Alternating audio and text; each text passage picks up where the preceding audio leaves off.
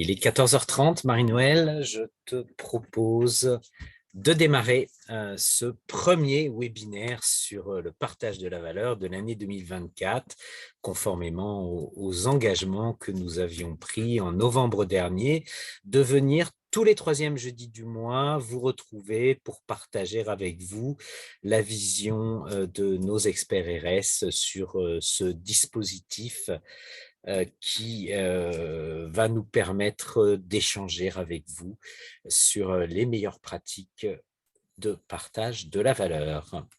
Bonjour à tous. On est ravis de vous retrouver avec Eric aujourd'hui pour effectivement continuer cette saga sur la mise en œuvre de cette loi partage de la valeur qui va nous occuper pendant toute cette année 2024. Tout d'abord, puisque c'est la saison, je vous présente à tous et à toutes mes meilleurs vœux et nos meilleurs vœux de la part d'ERES. Qu'elle soit remplie de plein de nouveaux plans et de nouvelle épargne, puisqu'on est dans ce sujet-là. En tout cas, que chacun puisse réaliser ses projets.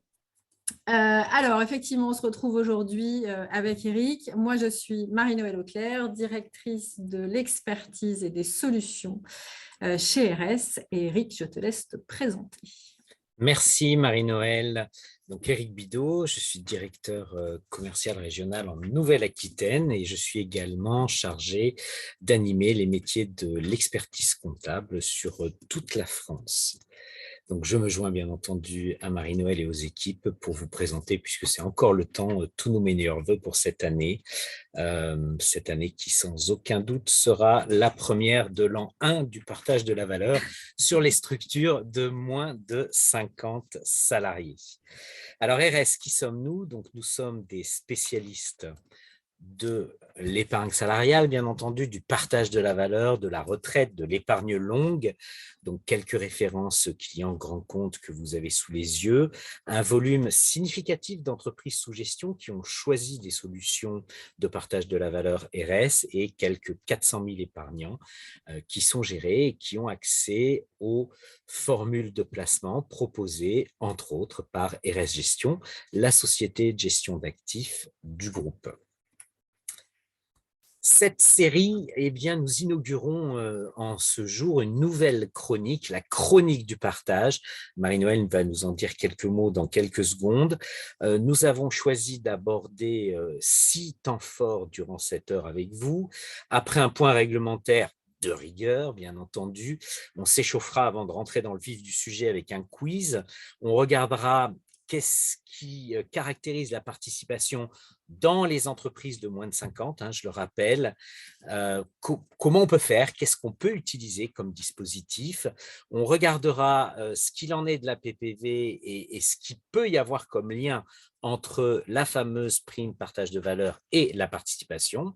Et nous conclurons par un cas pratique dans une entreprise fictive, mais qui pourrait fortement ressembler, et cette ressemblance ne serait pas fortuite, à une entreprise, une dirigeante et des salariés existants. On a juste un petit point technique. Je vois qu'on a une question de Jean-Christian Fosset qui nous dit qu'il n'a pas de son. Alors, je ne sais pas si c'est peut-être chez vous, s'il y a d'autres personnes qui ont des problèmes de son. Si vous pouvez juste dire si ça marche chez vous ou si ça ne marche pas dans la conversation. C'est OK, ça marche. Bon, ça marche. Jean-Christian, Okay. Je pense que c'est de votre côté qu'il doit y avoir un petit souci. Merci pour vos retours sur ce test son. Donc, cette nouvelle série, Marie-Noël. Oui, alors cette nouvelle série, effectivement, notre idée, c'est de pouvoir vous accompagner tout au long de cette année 2024, qui va être effectivement l'année, si ce n'est l'année du partage du profit, en tout cas une année préparatoire à ces nouvelles instructions que nous ont donné la loi de partage de la valeur. Donc, notre idée, c'est de pouvoir partager avec vous tout au long de cette année. Donc là, on vous a mis un planning prévisionnel pour les mois à venir, avec à chaque webinaire, chaque rencontre, des points particuliers et différents, bien sûr. Ce ne sera pas une répétition. Chaque webinaire sera différent et abordera un sujet différent.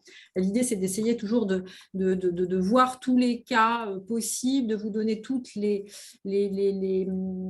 arguments, les configurations, les modalités d'optimisation de ces mécanismes pour les comprendre et voir comment dans le cas de vos clients ou de vos prospects, eh bien, quelle va être la solution qui sera la plus adaptée à leur configuration.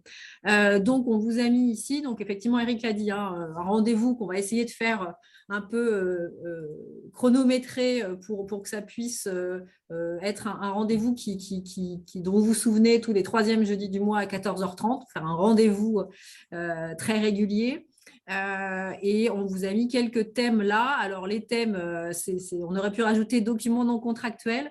On s'adaptera à l'actualité et au sujet qui nous semble important à amener au fur et à mesure du temps, notamment un sujet qui pourrait être amené à bouger, c'est celui qu'on a prévu en épisode 3 pour l'instant, qui serait le décryptage de ces fameux décrets d'application et de l'instruction ministérielle qui vont sortir, sauf que on ne sait pas quand est-ce qu'ils vont sortir. Donc, on a pris un peu de marge et on se dit que normalement, en mars, au 21 mars, on devrait être en capacité de vous en parler et on espère qu'ils sont sortis. Si jamais ce n'était pas le cas ou s'ils sortent plus tôt, on se donnera la possibilité, évidemment, d'interchanger les sujets. Et puis, si jamais ce n'était pas le cas, on trouvera d'autres sujets en remplacement à partager avec vous. Donc, voilà pour cette chronique du partage qu'on va faire s'allonger sur 2024 et, pour vous accompagner tout au long de cette année et anticiper les évolutions réglementaires qui sont issues de cette loi. Alors justement, ces évolutions réglementaires, Marie-Noëlle, quelles sont-elles? Alors, juste un point, un petit retour de chronologie. Donc, on a eu, je ne vous repasse pas tout le déroulé, mais on est en fin de frise de temps là. On a eu cette promulgation de la loi le 30 novembre. Et donc, aujourd'hui, on est dans la phase suivante. Vous savez, quand une loi est publiée, la loi, c'est un texte généralement très général. Or, il faut pour un certain nombre de dispositions des modalités beaucoup plus pratico-pratiques et celles-là, elles sont expliquées, détaillées dans des décrets d'application. Et donc là, sur un certain nombre de sujets, on attend des décrets d'application et puis on attend aussi ce qu'on appelle, c'est soit une circulaire, soit une instruction interministérielle sous forme de questions-réponses. Et là, c'est l'administration qui va répondre à tout un tas de questions qu'on leur a déjà remontées. Donc, sur des questions vraiment pratico-pratiques qui vont pouvoir nous aider aussi à comprendre et à décrypter vraiment en détail et à mettre en pratique cette fameuse loi. Donc là, on en est là. Et donc, là, il y a une incertitude. Ça doit sortir. On nous avait promis début janvier au départ. Bon, là, on est plutôt sur le premier trimestre 2024.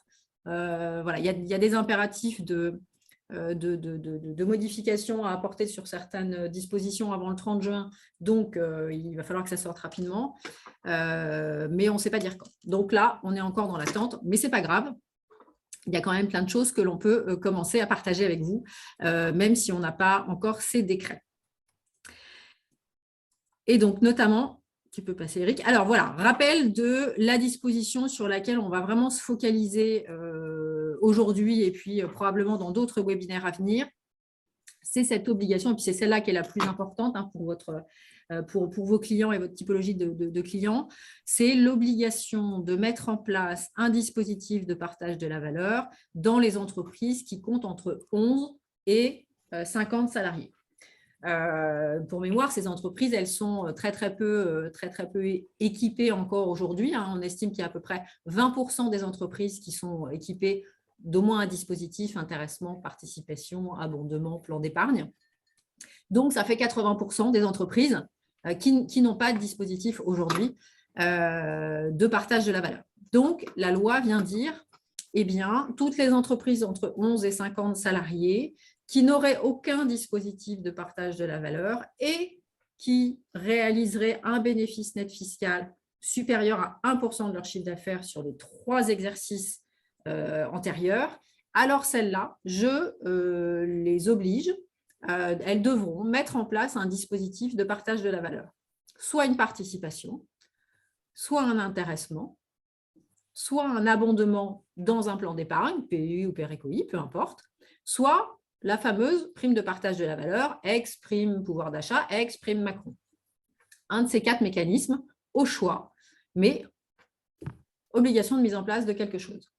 La mise en place dans les conditions habituelles et le budget est libre. Donc, c'est ça qui est bien aussi pour s'adapter aux configurations des petites entreprises, le législateur n'a pas fixé de minimum de primes à verser. Donc, chacun peut faire en fonction de son budget et des sommes qu'il souhaite allouer à ces dispositifs.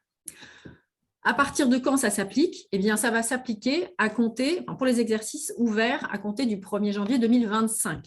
C'est pour ça qu'on vous dit qu'on va vous accompagner surtout 2024 pour commencer à anticiper avec les entreprises et à se poser les bonnes questions dès 2024 pour dire, voilà, moi, je suis dans telle configuration, mon entreprise, c'est tant de salariés, c'est tant de résultats. Est-ce que je suis éligible ou pas? Si je suis éligible, eh bien, quelle va être la meilleure des solutions pour moi? Quel va être le dispositif le plus optimum à mettre en place pour moi en 2025? Mais ça, c'est bien d'y réfléchir dès 2024 pour ne pas être prise à la gorge en 2025 et de faire quelque chose sans y avoir suffisamment réfléchi, suffisamment anticipé pour la suite.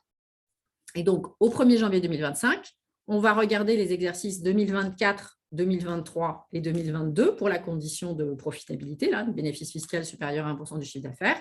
On va regarder 3 exercices antérieurs. Si jamais on est dans toutes les conditions, 11 à 50, non équipé, la profitabilité suffisante, eh bien, dès 2025, l'entreprise devra mettre en place un de ces 4 dispositifs prévus par la loi. À date, il n'y a pas de sanctions prévues si l'entreprise ne répondait pas à cette obligation. Juste pour finir sur cette slide-là, on avait un petit point que l'on attendra à éclaircir dans les décrets ou dans la circulaire. C'est sur l'appréciation du 11 salariés et du 50 salariés. Alors, a priori, le 50 salariés, on devrait être sur la même obligation, sur le même calcul du seuil que pour le calcul de la participation obligatoire. Vous savez, quand on a 50 salariés pendant plus de 5 années consécutives, alors là, on franchit le seuil du dessus et on doit mettre en place un accord de participation obligatoire. Et donc, on peut considérer, a priori sans trop de risque, que ce seuil de 50, c'est tant que j'ai moins de 50 salariés pendant moins de 5 ans, eh bien, alors je devrais répondre à ce dispositif-là. Sur les 11 salariés, en revanche, là, c'est un peu plus délicat.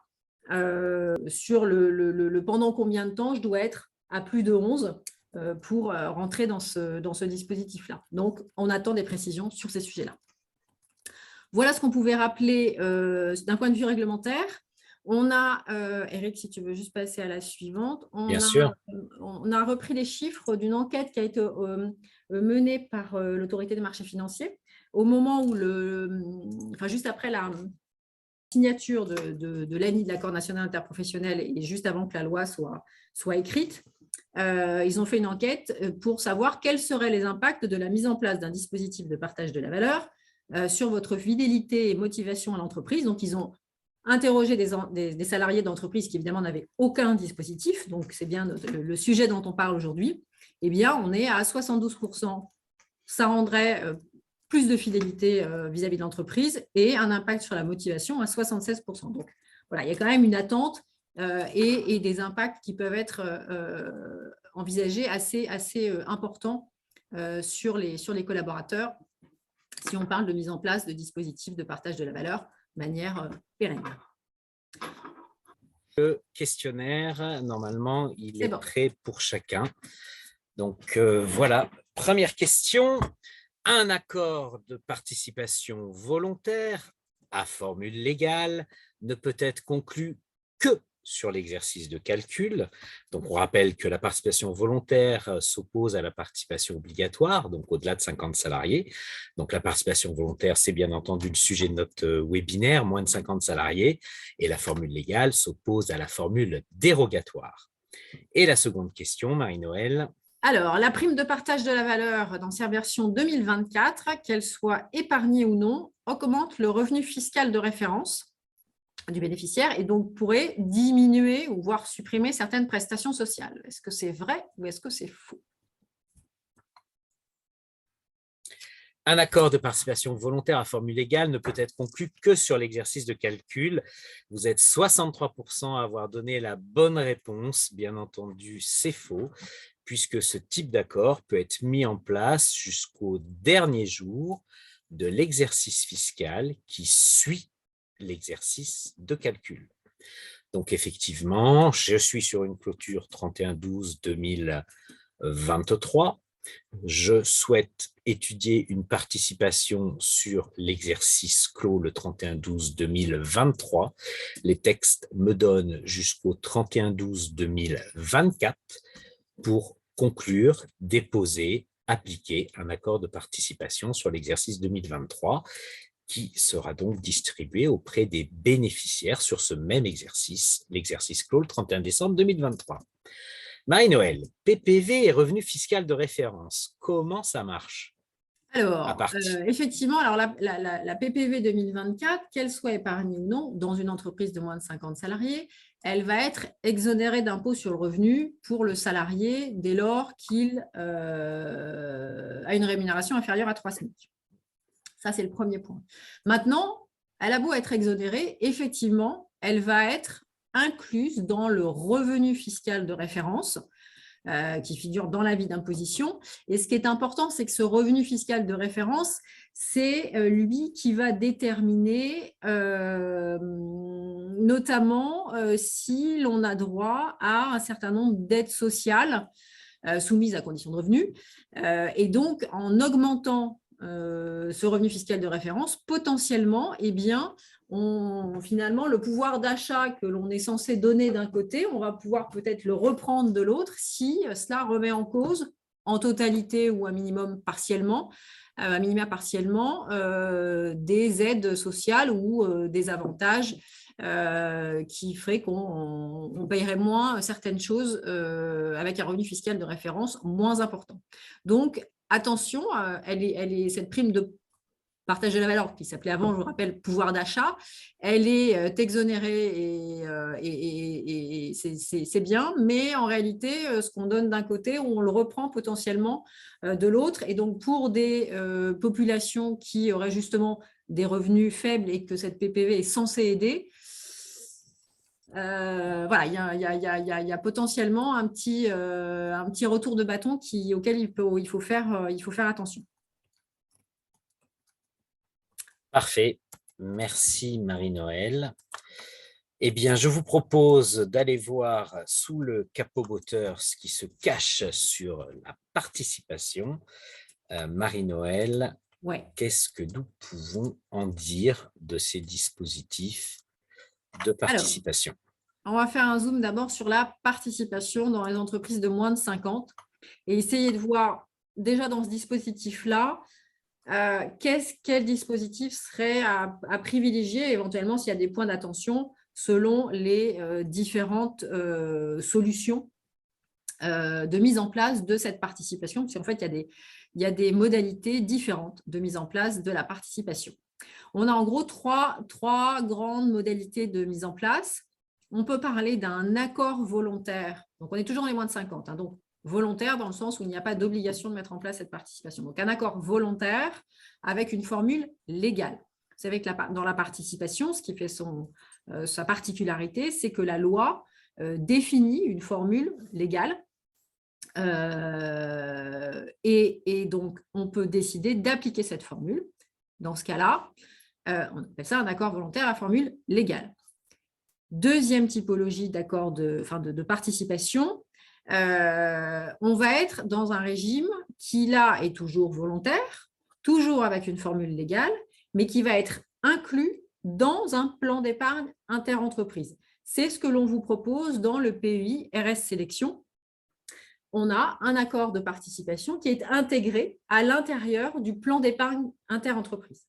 Et alors ça a d'autres avantages, on va le voir, par rapport au fait de faire un accord spécifique de participation volontaire.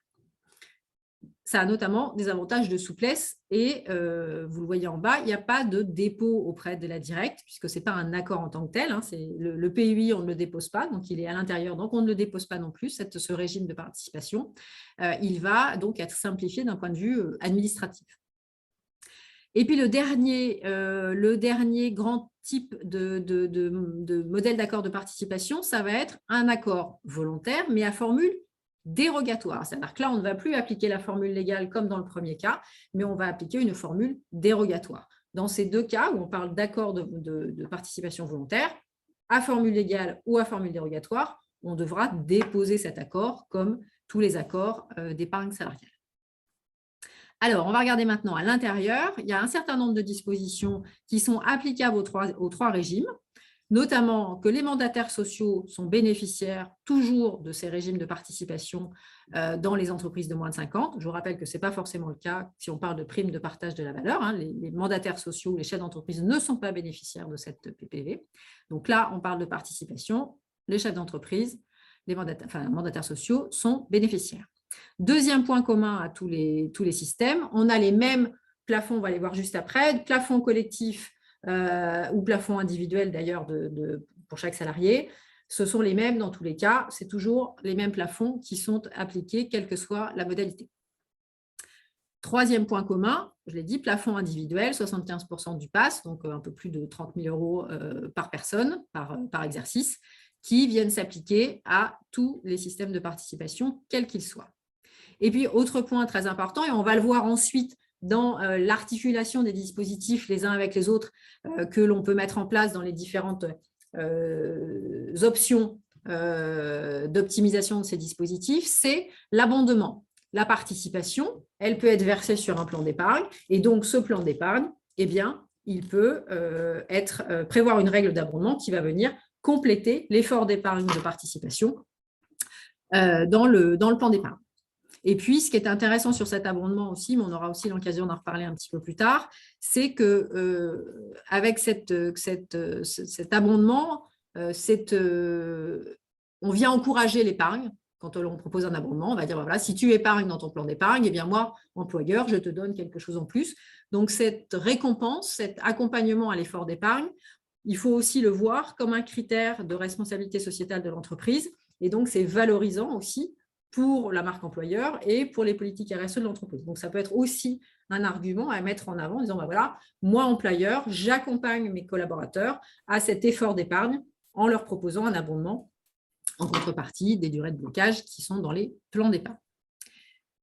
Un point d'attention ou une objection qui peut être faite sur ce système de participation qui s'applique aussi dans les trois mécanismes, c'est le fait que, oui, la participation, elle est versée après la clôture de l'exercice, donc potentiellement au moment du versement, certains salariés sont partis, pour autant, ils bénéficieront quand même de leur prime de participation puisqu'ils étaient là en tout ou partie sur l'exercice de calcul. Donc, ils ne sont plus là au moment du versement, mais ils ont bien été là, ils ont bien travaillé dans l'entreprise au moment du calcul. Donc, ils ont en tout ou partie, selon s'ils sont restés tout l'exercice ou pas, de la prime de participation. Donc, ça peut être une objection typiquement par rapport à la PPV, où on dit, bah voilà, je le verse qu'à mes salariés qui sont présents en ce moment, et ceux qui sont partis, bah, tant pis pour eux, ils sont partis, ils n'ont rien. Donc, mais en fait, cette objection-là, vis-à-vis de la participation, elle peut aussi être contrée dans le sens où, oui, ok, le salarié est parti, il a sa prime, mais sa prime, elle vient d'un moment donné où il a été là, et où il a contribué à la performance de l'entreprise, au résultat de l'entreprise. Donc, bon, c'est un point d'attention, ça peut être une objection, mais on peut aussi se dire que est-ce que c'est vraiment un problème? Bon. En revanche, Marie-Noëlle, le salarié qui perçoit de la participation, qui a quitté l'effectif de l'entreprise au jour de mise en paiement de cette participation, s'il y a de l'abondement, là, pour lui, il n'a pas d'abondement. Exactement. Donc, on le verra effectivement après, mais ça peut être effectivement une façon de contrer cette objection peut être le fait de dire on a de la participation, bon ben voilà. En revanche, on met de l'abondement et l'abondement, ce sera bien uniquement ceux qui sont présents. Donc, on accompagne un peu plus ceux qui sont présents. Effectivement, c'est une autre façon de contrer cette potentielle objection. Donc, ça, ce sont les points communs. Après, on a quelques points d'attention qui diffèrent selon le mécanisme mis en place. Sur l'application de la formule légale, effectivement, l'application, elle est obligatoire sur une durée, alors déterminée ou indéterminée, peu importe, mais on a une obligation de s'engager sur plusieurs exercices. En revanche, sur le régime inclus dans le PEI, et c'est ça qui fait aussi la grande souplesse de ce dispositif-là, c'est que chaque année, le chef d'entreprise, unilatéralement, va décider d'appliquer ou non et de verser ou non une prime de participation. Donc, en fait, c'est chaque année, il n'y a pas d'obligation sur le long terme. Chaque année, ça fera l'objet d'une décision unilatérale du chef d'entreprise de verser ou pas dans ce régime-là. Donc, ça le rend beaucoup plus souple que les deux autres. En revanche, sur le troisième, on peut avoir, alors c'est la différence avec le premier, on peut avoir une application uniquement sur un seul exercice avec la formule dérogatoire. Et puis enfin, dernier point, point d'attention sur les deux premiers, c'est-à-dire que sur les deux premiers, on va appliquer la formule légale.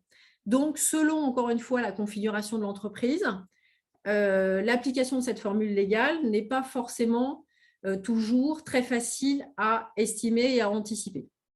Donc, sur ces deux premiers typologies de participation, ça peut être un frein, alors que dans la troisième, eh ben, c'est justement ça qui est intéressant, c'est que, et ce que la nouvelle loi nous apporte, c'est qu'on peut faire une formule dérogatoire, mais désormais, on peut faire une formule dérogatoire qui peut être inférieure à la formule légale. Avant, on pouvait le faire, mais il fallait forcément qu'elle soit plus favorable que la formule légale.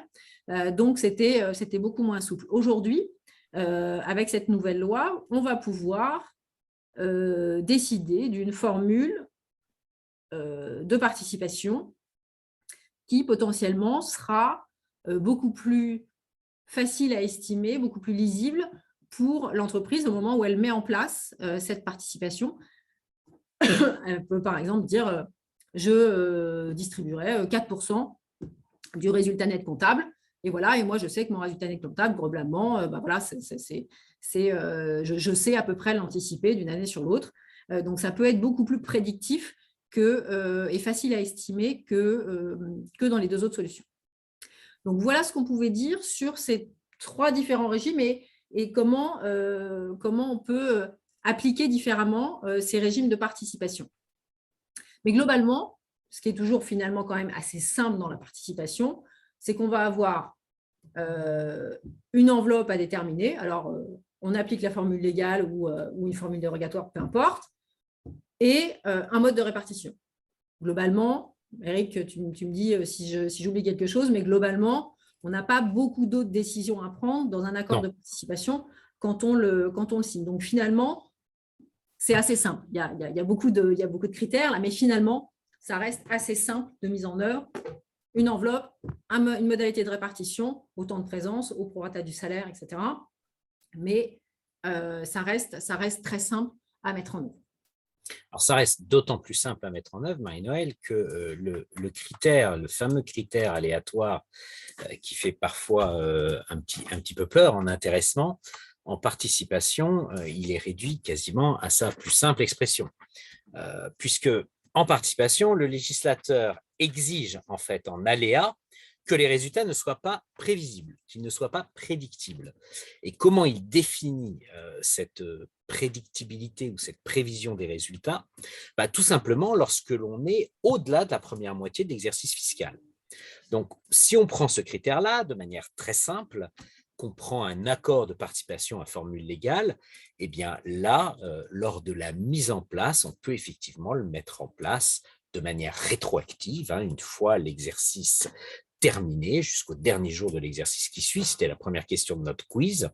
Et finalement, le caractère aléatoire, il va venir dicter la durée d'application de cet accord. Donc là, vos experts RS en région pourront vous aider, vous appuyer pour définir, valider avec vous cette durée minimum d'application de cet accord de participation volontaire à formule légale que vous souhaitez mettre en place dans l'entreprise.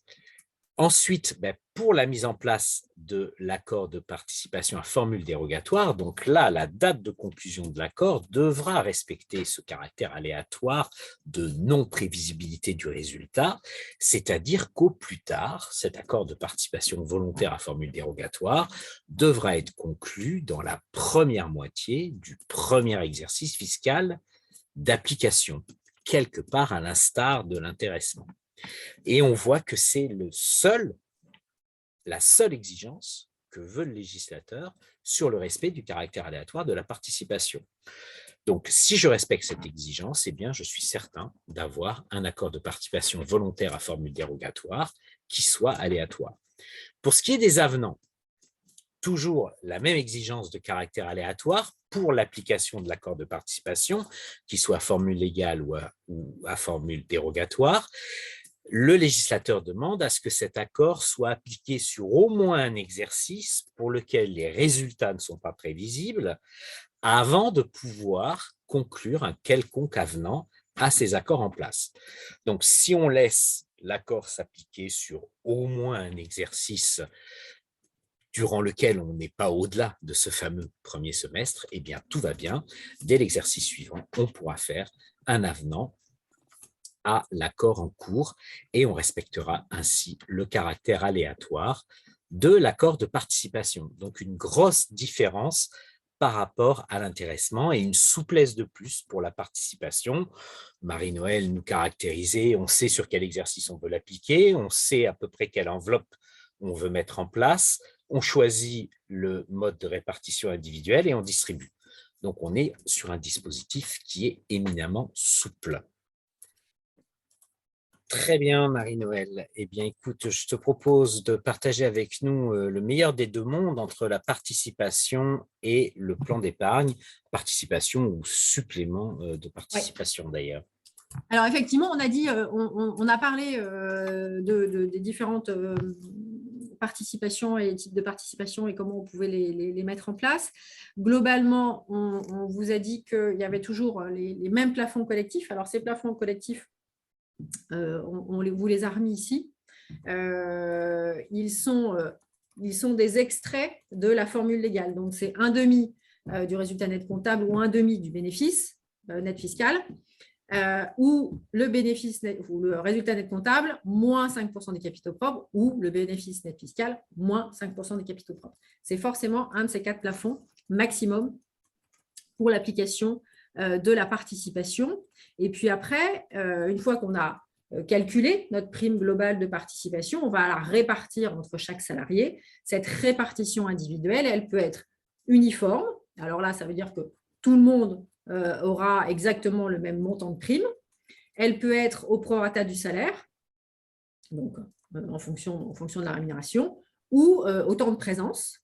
Donc, en fonction de est-ce que j'ai été là pendant toute l'année ou pas, ou est-ce que j'étais à mi-temps ou à plein temps, ou on mixe deux ou trois de ces modalités de répartition. Celles que l'on rencontre le plus fréquemment, ce sont le prorata du salaire et le prorata du temps de présence, soit en totalité l'un, soit en totalité l'autre, soit un mix des deux, 50%, 50% par exemple. Ce sont les plus utilisés. Cette participation, une fois qu'on l'a calculée, ou ce supplément de participation, on passe un petit peu plus au silence le supplément aujourd'hui, ça pourrait être un autre sujet, l'utilisation du supplément. Mais la participation, elle peut bien être versée sur un plan d'épargne, et donc au moment de son versement, on va demander au salarié, au bénéficiaire, ce qu'il souhaite faire de cette participation. Et cette participation, eh bien, soit on peut la percevoir à ce moment-là en cash, se la faire payer. Dans ce cas-là, je te laisse peut-être avancer sur la slide, Eric, on va soit pouvoir donc, se la faire payer en cash. À ce moment-là, les sommes seront imposables, soit je la place dans mon plan d'épargne, et dans ce cas-là, non seulement ces sommes sont donc exonérées d'impôt sur revenu, ne rentrent pas du coup dans le revenu fiscal de référence, le FRR, dont on parlait tout à l'heure, où on disait notamment que la PPV, elle, quoi qu'il arrive, même si on décidait de la placer sur le plan d'épargne, ce qui est possible désormais, eh bien, elle est quand même toujours, elle elle, inclus dans le revenu fiscal de référence. Donc, c'est aussi une des différences entre les deux systèmes. Donc voilà pour les deux options des bénéficiaires. Et puis, si jamais le bénéficiaire ne répond pas lorsqu'on l'interroge sur ce qu'il souhaite faire de sa prime de participation, eh bien, dans ce cas-là, on va appliquer ce qu'on appelle un choix par défaut. Et le choix par défaut dans le cadre de la participation, dès lors que l'entreprise a un PEI et un PER d'entreprise, un PERECOI par exemple, dans ce cas-là, on va mettre 50% sur le PEI, 50% sur le PERECOI dans la prime. Si l'entreprise n'a qu'un PEI, 100% seront investis dans le PEI. Mais par défaut, ou à défaut de réponse, les primes vont être placées sur un plan d'épargne. Et puis cette prime de participation, en termes de montant, le plafond individuel, quel que soit le type de participation, encore une fois, eh bien, ça peut, c'est de 75% du plafond annuel de la sécurité sociale. Et donc, cette année, ça nous met une somme qui peut aller jusqu'à 34 776 € par personne pour l'année 2024. Donc, on est sur des sommes très conséquentes, potentiellement.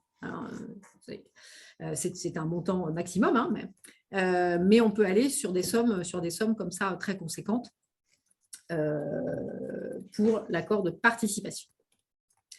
Oui, ce qu'il faut rappeler aussi, c'est qu'effectivement, quand on a un accord de participation, on a de toute façon l'obligation de mettre en place un PE ou un PEI à côté pour pouvoir réceptionner ces sommes.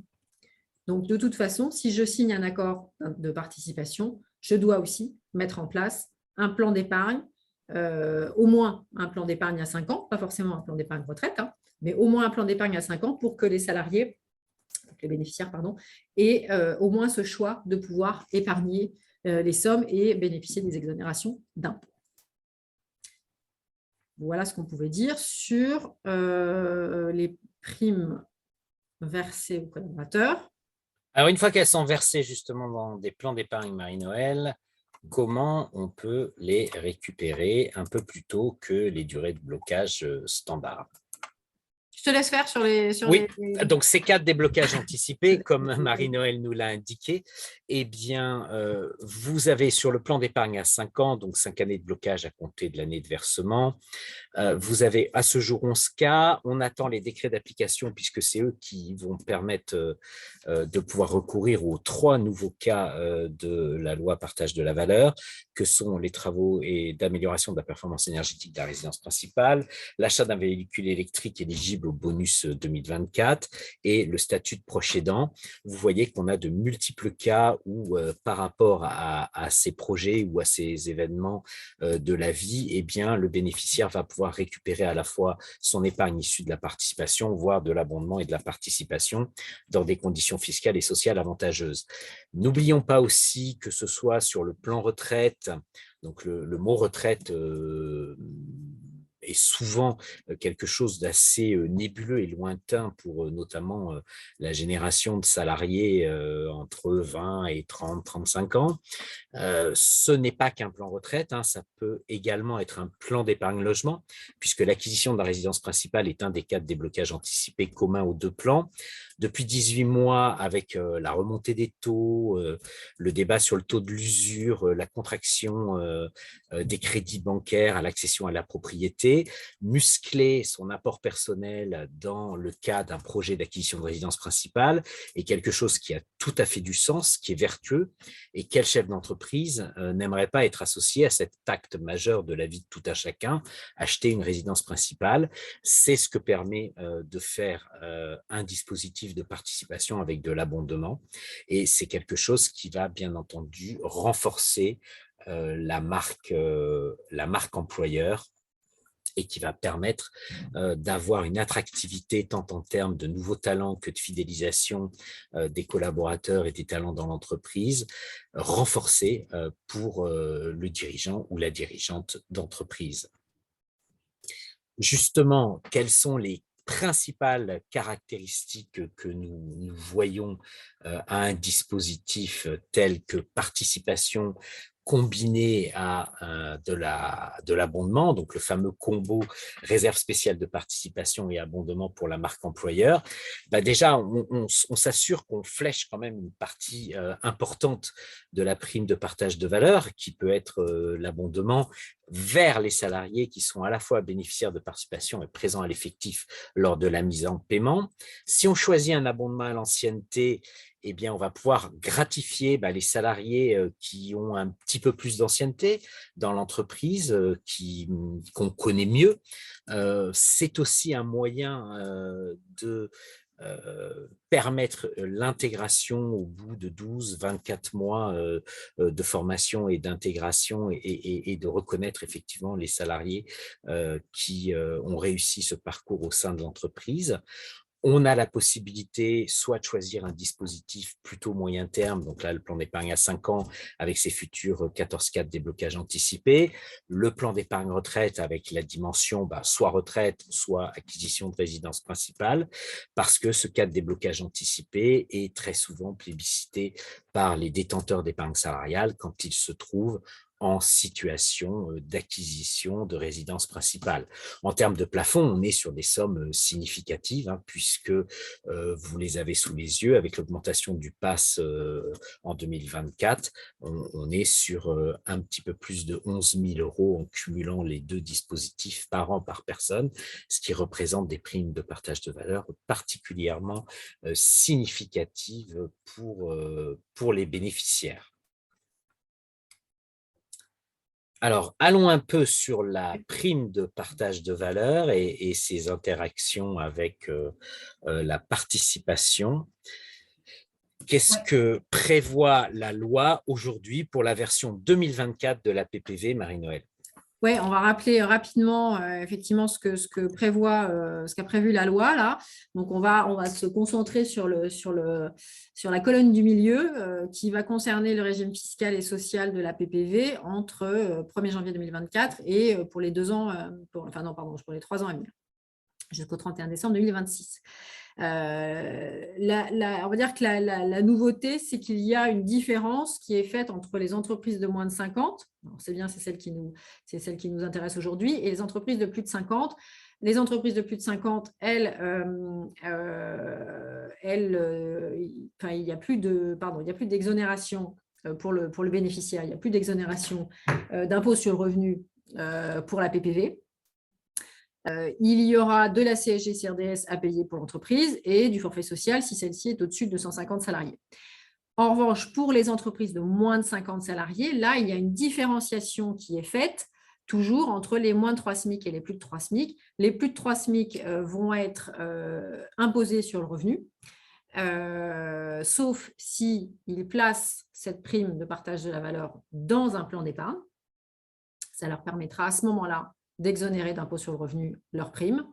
En revanche, ceux qui toucheraient moins de 3 SMIC de rémunération annuelle, dans ce cas-là, eux seront toujours exonérés d'impôt sur le revenu, qu'ils placent leur prime ou qu'ils la perçoivent en cash. En revanche, dans tous les cas, que je sois à moins de 3 SMIC et exonéré d'impôt sur le revenu, ou que je sois à plus de 3 SMIC et que j'épargne ma PPV dans mon plan d'épargne, quoi qu'il arrive, on l'a déjà dit, eh bien, ces sommes seront incluses dans le revenu fiscal de référence et donc potentiellement, encore une fois, impact sur diverses prestations sociales qui pourraient être octroyées aux personnes ayant des rémunérations plus faibles. Et puis, autre nouveauté, donc on peut verser la PPV dans le plan d'épargne, ça c'est la nouveauté, même si en réalité, on peut se dire que des salariés qui ont moins de 3 SMIC n'auraient pas un intérêt, en tout cas, il n'y a pas d'intérêt fiscal à la verser dans le plan d'épargne. On peut voir qu'avec un abondement, et on peut désormais faire un abondement, du coup, là, en revanche, on peut remettre l'épargne au centre du débat et se dire que je peux faire un accompagnement à l'épargne, encore une fois, moi, employeur, en disant je distribue de la prime de partage de la valeur, mais je vais quand même essayer d'envoyer mes collaborateurs vers le fait de se constituer une épargne. pour différents projets. Et donc, dans ce cas-là, je mets un plan d'épargne en place où je mets de l'abondement sur le plan d'épargne que j'ai déjà pour les inciter à ce moment-là à épargner ces sommes plutôt qu'à les percevoir en cash. Et puis, autre nouveauté, on peut faire 2 versements, donc 2 décisions de versement par an de PPV, là où avant, on pouvait en faire qu'une seule. Une PPV peut être versée en plusieurs fois, mais on pouvait faire qu'une seule décision avant. Maintenant, on peut avoir 2 décisions par an, chacune pouvant être versée en plusieurs fois également. Donc, ça permet d'en faire plusieurs éventuellement. Voilà ce qu'on pouvait rappeler globalement sur la PPV.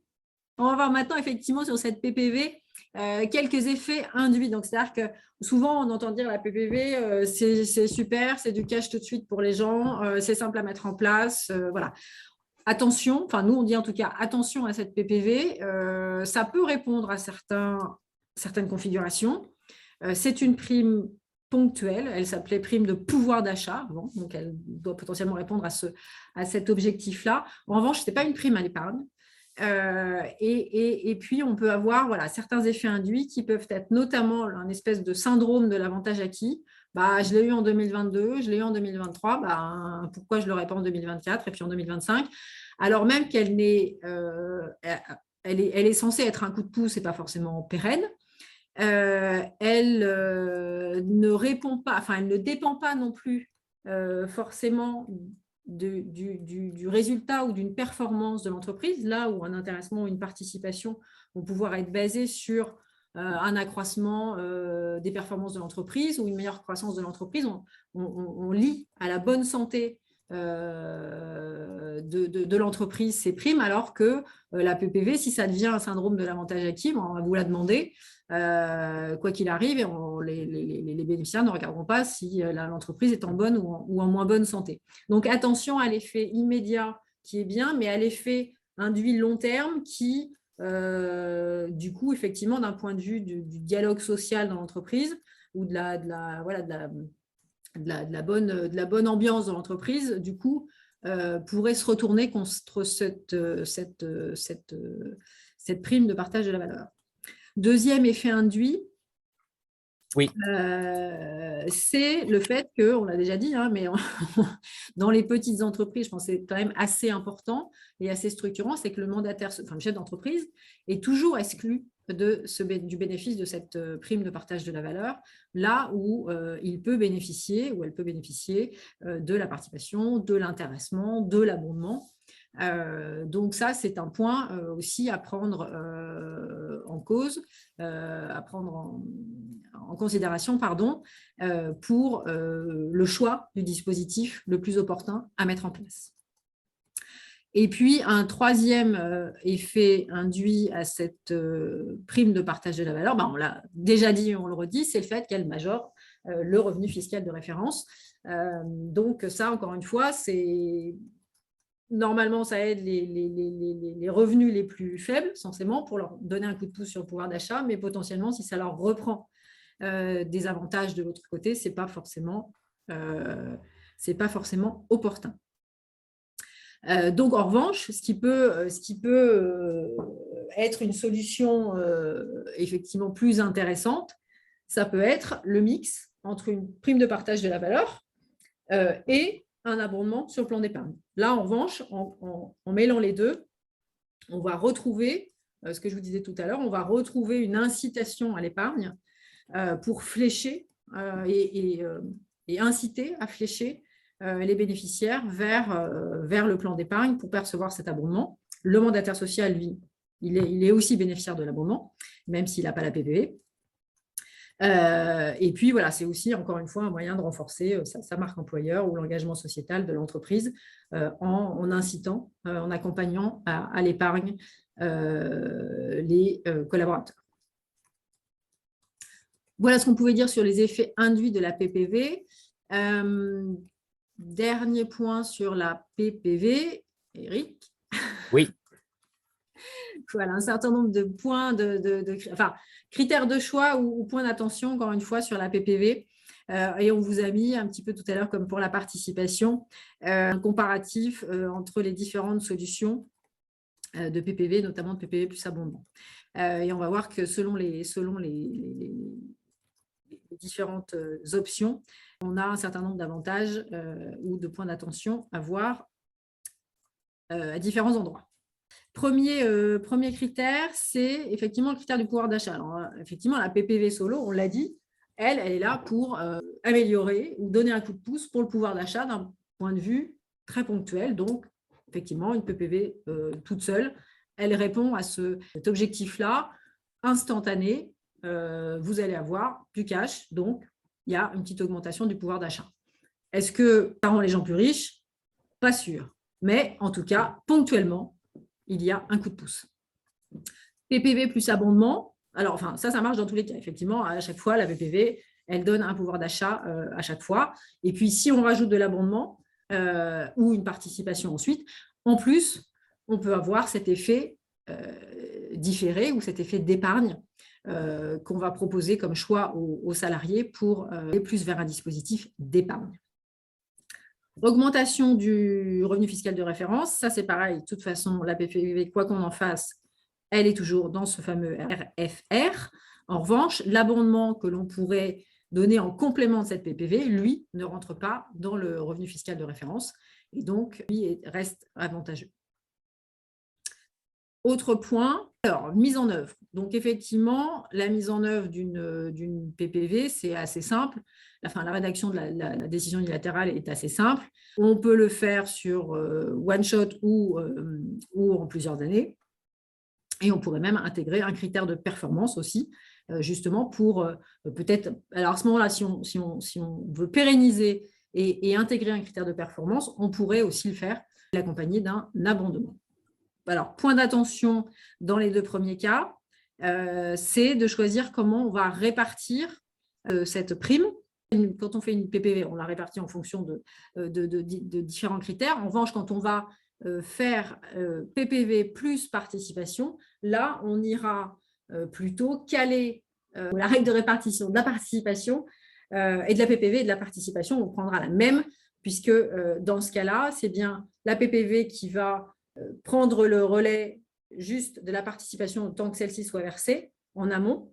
Et donc, la participation sera la suite de la PPV. On n'utilise la PPV que comme un joker pour anticiper le versement différé de la participation. Donc là, on restera sur les mêmes modalités de répartition assez logiquement. Alors, transparence sur le déclenchement. Alors, c'est sûr que sur une PPV en solo, il n'y a pas forcément de transparence sur le déclenchement parce que c'est le chef d'entreprise qui va décider de verser ou pas une PPV. Donc, bon, ce n'est pas forcément très lisible pour le collaborateur, alors que quand on parle d'abondement ou de PPV comme un joker et ensuite de participation, là, on a, du point de vue du collaborateur, une vision à un peu plus long terme sur ce qui va pouvoir se déclencher ou sous quelles conditions ça va se déclencher. Mais en tout cas, ça permet d'avoir une transparence, plus de lisibilité sur l'avenir et sur la façon dont ça va se déclencher plutôt qu'une PPV toute seule qui est vraiment à la main du chef d'entreprise. On a ensuite… la question budgétaire des questions sur budgétaires. La PPV solo. Voilà, donc effectivement, c'est une charge supplémentaire sur l'exercice. Sur les deux autres, eh bien, on a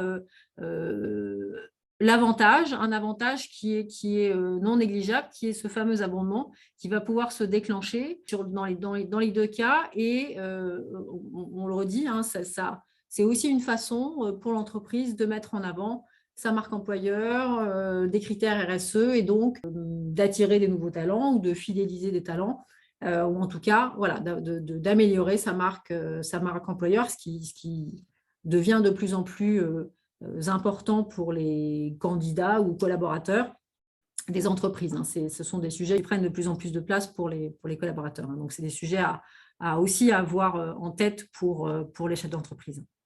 Oui, alors le budget, effectivement, il est anticipé du point de vue de l'employeur, il est anticipé qu'on parle de PPV plus abondement plus ou PPV en joker de la participation, puisqu'on va avoir une vue un petit peu plus à long terme.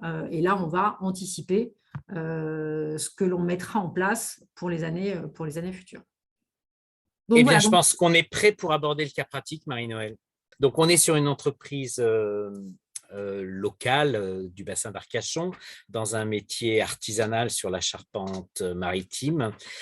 Et cette entreprise a plus de 11 salariés. Elle a procédé aux élections du CSE. La dirigeante a une problématique de recrutement pour avoir de nouveaux talents et transférer le savoir-faire de charpentiers qui vont partir à la retraite sur de nouveaux talents. Et elle souhaite distribuer jusqu'à 16% de son résultat. Elle est également sensible aux problématiques que son personnel a pu lui remonter sur la difficulté de se loger et donc au temps de trajet qui augmente compte tenu du prix de l'immobilier en bordure du bassin d'Arcachon. Que pouvons-nous lui proposer? Eh bien, on va lui proposer un dispositif cible avec, par exemple, 4% du résultat net comptable qui sera dédié, alloué à la participation, et puis un abondement à 300% qui sera, lui, en revanche, progressif en fonction de l'ancienneté. Donc, sur son budget total de 16%, nous allons en allouer 4% au titre de la participation et 12% sur cette enveloppe d'abondement sur laquelle nous allons faire un calcul d'enjeu pour déterminer dans quelles conditions elle serait consommée en fonction de l'ancienneté des bénéficiaires. La problématique que nous allons avoir, et c'est le troisième cas de PPV dont nous parlions, la PPV Joker, hein, celle qui va servir ponctuellement à faire le lien finalement dans une période qui peut être assez longue, hein, puisque c'est une période de quasiment un an que l'on peut avoir en théorie entre la mise en place du dispositif, donc je vais faire ratifier aux 2/3 ou avec mon CSE un accord de participation par exemple, et puis je vais adhérer à un règlement de plan d'épargne, et puis l'exercice va se terminer, donc c'est 6 mois plus tard, et puis je vais mettre en paiement, donc c'est 5 mois plus tard, 6 mois plus 5, ça fait bien 11, on est presque à un an. Qu'est-ce que je fais pendant cette période d'un an pour justement entretenir la motivation et gratifier mes salariés et renforcer ma marque employeur? C'est là où la PPV peut être combinée à un abondement, un dispositif plutôt astucieux et qui va permettre de faire la jointure, le lien entre eh bien, l'état d'esprit et la motivation à la mise en place du dispositif, et puis ce délai de 11 mois où on va avoir 11 mois plus tard la mise en paiement de la valeur déclenchée par l'application du dispositif.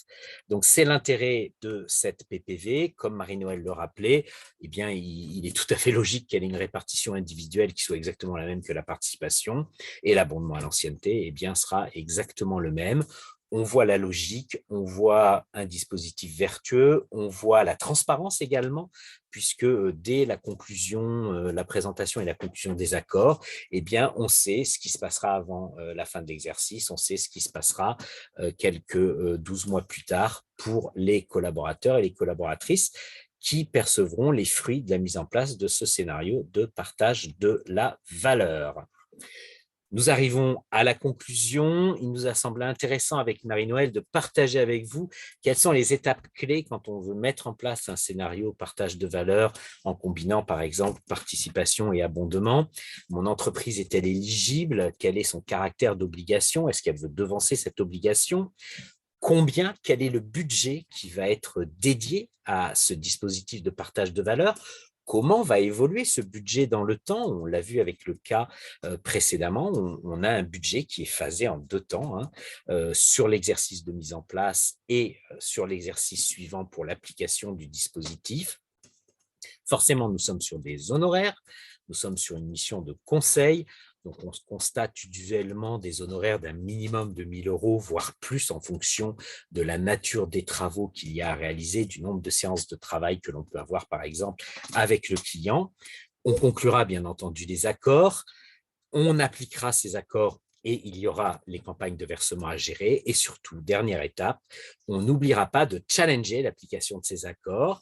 Et dans le respect du caractère aléatoire sur lequel nous sommes revenus précédemment, eh bien, nous verrons s'il y a matière à proposer un avenant pour modifier certains paramètres de ce dispositif qui ont été appliqués les semaines précédentes. Comment RS peut vous aider sur ces dispositifs? Déjà avec 2 plans d'épargne dont un plan d'épargne qui permet d'utiliser un régime de participation volontaire à formule légale. Donc, l'utilisation de ce seul dispositif, nous vous le rappelons, ne permet pas d'être conforme aux exigences de la loi partage de valeur pour les entreprises de 11 à 50 salariés. Il conviendra de le combiner avec un abondement. Néanmoins, c'est une énorme souplesse puisque unilatéralement, comme le rappelait Marie-Noëlle, le dirigeant, le mandataire social, va choisir de verser ou non cette prime de participation. Le plan d'épargne retraite dans cette offre RS Sélection dispose de l'ensemble des 3 compartiments qui sont activables chacun en fonction des souhaits et des volontés de l'entreprise. Une offre plus resserrée en termes d'options et en termes de gestion financière, qui est une offre RS Conviction, avec une tarification qui est, elle, également resserrée et simplifiée, et qui est à votre disposition lorsque l'entreprise a effectivement besoin de quelque chose de plus simple que RS Sélection, sans par exemple pouvoir déclencher la participation. N'hésitez pas à consulter votre expert RS sur le sujet. La participation intégrée dans le règlement RS Sélection, je vous rappelle, c'est extrêmement simple puisque rien à rédiger, rien à déposer. Il suffit juste de décider du montant à mettre en paiement, donc effectuer le calcul de cette fameuse formule légale et décider si cette année on paye ou on ne paye pas la participation calculée sur la dernière clôture. Et puis bien entendu le mode de répartition individuel. Et le tour est joué, vous avez pu faire votre première mise en paiement d'une participation volontaire à formule légale. Extrêmement simple. Donc, nous rappelons, tout seul, cela ne permet pas à l'entreprise d'être éligible aux obligations de partage de valeur. Il faut combiner ce dispositif avec un abondement. Je vous rappelle que vous pourrez avoir le lien du replay et le support de présentation, que cette série, cette saga sur le partage de la valeur va se poursuivre le mois prochain, 3e jeudi, ainsi qu'en mars et en avril, et que nous utilisons notre blog, mais également LinkedIn, pour partager avec vous différentes informations sur le partage de valeur et l'épargne longue. Donc, nous regarderons vos questions, nous vous donnerons un accès à une foire aux questions, compte tenu des réponses que nous avons faites, et je vois du timing à droite. Notre équipe en région, elle est là, près de vous. Vous pouvez la solliciter et vous pouvez y avoir accès, notamment par l'adresse mail qui s'affiche sur votre écran. Et je crois que nous sommes arrivés à la fin de ce webinaire. Marie-Noëlle. Oui, on arrive à la fin. Donc, vraiment pour conclure en quelques mots, ce qu'il faut vraiment se dire, c'est que les mécanismes d'épargne salariale, ce n'est pas plus compliqué que la PPV. En revanche, dans une optique plus long terme, dans une optique de favoriser l'épargne des collaborateurs, qui peuvent quand même récupérer dans un certain nombre de cas, on l'a vu, les grands cas de la vie, et qui pourront récupérer leur épargne. Pour nous, c'est vraiment beaucoup plus intéressant que la PPV. La PPV, on va avoir un peu, alors je vais peut-être être un petit peu cash dans mes propos, mais c'est de l'argent qui brûle les doigts. Donc, c'est fait pour être distribué tout de suite. Alors, ça peut évidemment aider dans certains cas, bien sûr. Mais c'est vraiment très instantané. Alors que mettre en place, avec une vision un petit peu plus long terme, des dispositifs d'épargne permettent certainement beaucoup plus, à notre sens, d'emmener les gens vers la constitution d'une épargne qui pourra leur servir à payer les études des enfants, à s'acheter un logement dans ces périodes qui sont compliquées, à préparer leur retraite, que sais-je, mais en tout cas, qui les emmènera vers la réalisation d'un projet peut-être plus important que juste de faire quelque chose de très instantané, encore une fois, qui peut répondre à certains besoins, mais dans l'absolu, on milite quand même, nous, très fort chez RS pour continuer à développer ces dispositifs d'épargne qui ont une vision beaucoup plus long terme et de construction d'épargne pour les collaborateurs, qui nous semble plus favorable. Et encore une fois, les conditions de mise en place finalement, ce n'est pas beaucoup plus compliqué, voire pas plus compliqué. C'est souple, il y a différentes façons de faire. Donc, voilà, il faut voir quelle est la solution qui est la meilleure pour la configuration de votre client. Mais voilà, il y a moyen de faire des choses sympas, intéressantes, avec une vision long terme, avec les dispositifs que l'on a aujourd'hui. Merci Marie-Noëlle. Merci Eric, merci à tous. Vous avez été encore nombreux à nous suivre et on vous donne rendez-vous dans un mois, je crois que c'est le 15 février. Le 15 février, tout à fait. Le jeudi, en tout cas, à la même heure, pour un autre sujet. Merci à tous, à très bientôt. Merci à tous, à très bientôt. Au revoir. Au revoir.